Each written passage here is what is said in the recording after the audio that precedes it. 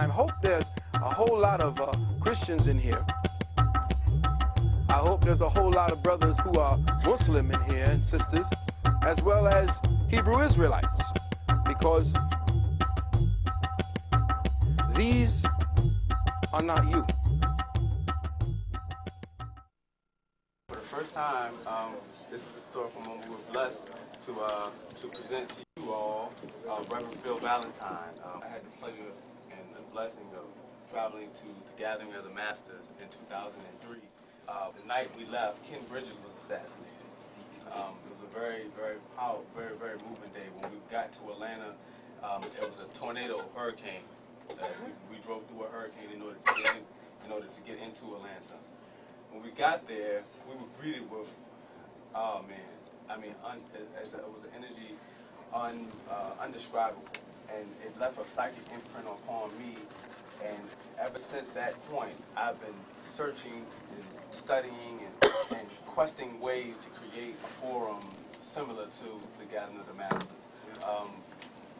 We were able to meet so many dynamic personalities, and Brother Phil was one of those brothers that greeted us and really gave a strong presentation. And ever since then, I've been buying the tapes, studying the lectures, and it's really changed my perception on much of the reality as we agree that it is.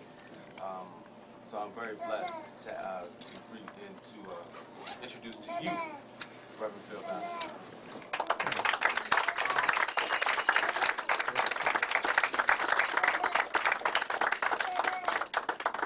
And let's keep it going for Brother Manifest, please, for all the work he's been doing.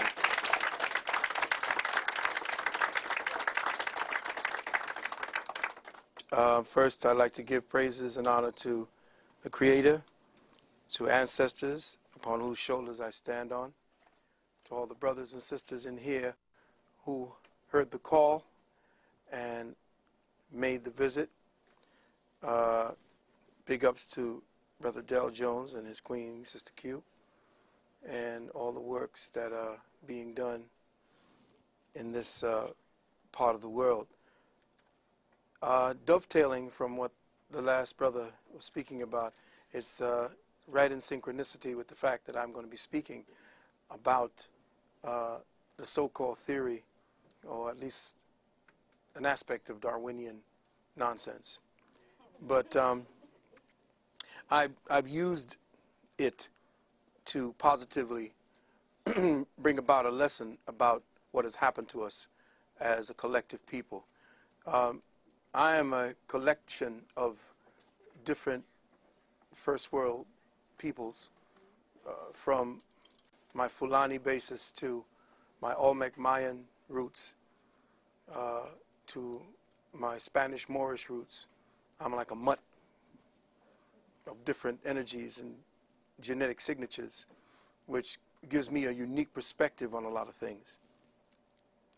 And I have had to battle my way through all of them. I can float through different areas of activity and not be as conspicuous. So it has allowed me, or afforded me, access to libraries and places that heretofore brothers and sisters who, if you look at my family, everybody looks African, and I'm sitting on the side here as part of the family, and it's like, okay, who are you? Well, I've always had an identity crisis because they couldn't tell where I was from, what I was. I just got everybody's genetics at once. But I had titled this lecture after a lecture that I wanted to expound upon, and I call it The Quintessence of African Spirituality and the Theological War on Evolutionary Consciousness. Now, I know it sounds wordy, but in the day that we live in, language has to be expanded. Language has to be stretched. The envelope around the perceptions that we have created for language has to be dismantled. So it sounds wordy what I'm saying, but when studied carefully, what I'm about to read to you is my heart. I don't usually just speak, because I could do that for hours. What I do is I put down a lesson plan and I read it to you. And then in the tapes, you see and hear and can rewind, but it is on track. So I wanted to talk about the theological war on our evolutionary consciousness, because all consciousness, quote unquote, evolves. All things ascend from one state to the next. If there's anything that's consistent, it's change. And the problem is we as a people have not been allowed to change in accordance with cosmic dictates. As the cosmic moves forward, as we move to different areas of our solar system, as we move to a different area of our galaxy, as we move into a whole new neighborhood in our own universe, we are still locked down in one formalized, protracted form of thinking. And we are not in step with the universe at all. And that has caused us our problem. So I want to start off by saying something that was written over the temple thresholds of our great Kemetic sanctuaries of learning. And these words were written, Sia ekes, Sia ek petu neteru, which means know thyself, O man, and you know the heavens and the gods. So first I would wish to thank the Creator Spirit for blessing me with the breath of life. Precious thanks to the ancestors of my beloved family, both immediate and extended. Precious thanks to my Queen Nalani, and all the conscious warriors who've supported me throughout the 30-odd years of my own personal quest to enlightenment. For those of you not familiar or acquainted with me, I work in the community. I am a doctor of hygienic sciences. I am a doctor of naturopathic medicine, a clinical hypnotherapist, and a doctor of arcane sciences and metaphysics. For the last 30 years, I could consider myself to be a metaphysical health activist. Presently, in this incarnational cycle, I am an agent working for the Department of Eternal Knowledge and the Bureau of Higher Wisdom and Intellect. It's but, about 25 years in working towards this particular place that I am. And it's because of the ancestors' great works throughout my adult life that I have sought to emulate much of the brothers and sisters that were talked about here, to follow in their ways, to say the things that they said a little differently and in the times.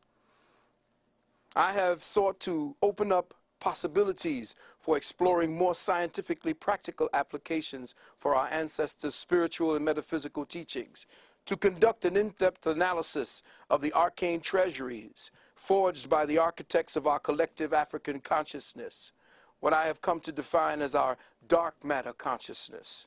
And this is the focus of my contribution to the Happily Natural World family today, to illuminate our real African history and to clarify our real African present and future. And for those of you who don't know me, real is all I do.